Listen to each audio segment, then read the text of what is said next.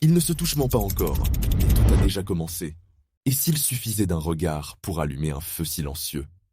Avant même qu'un doigt ne se pose, avant même qu'un mot ne soit murmuré, tout commence dans les yeux. Dans cette approche, l'intimité se tisse bien avant le contact physique. Elle commence dans le silence, dans la manière dont deux regards se cherchent, s'apprivoisent, s'accrochent avec intensité. Ce soir-là, il n'y a pas besoin de paroles, juste de la présence, du souffle, et deux âmes qui se reconnaissent dans une chambre doucement éclairée. Les gestes sont lents, presque timides. Pas de précipitation. Les regards guident les intentions. Un frisson né d'un simple échange oculaire chargé de désir. Le jeu commence.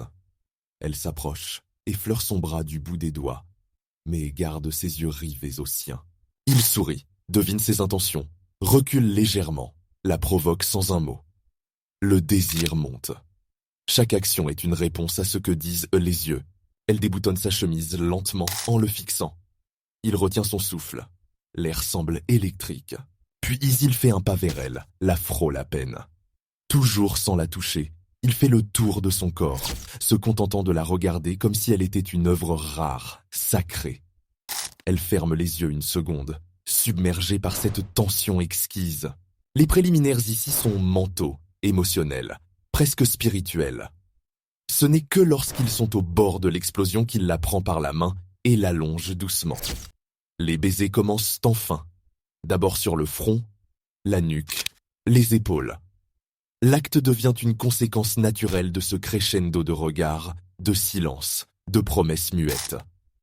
C'est une façon de faire l'amour qui repose moins sur les gestes et plus sur la connexion invisible, mais puissante, entre deux esprits en alchimie. Conclusion. Dans cette approche, le regard devient le langage du désir. Une lente montée, profonde, qui transforme le rapport sexuel en une rencontre pleine d'intensité, sans dire un mot.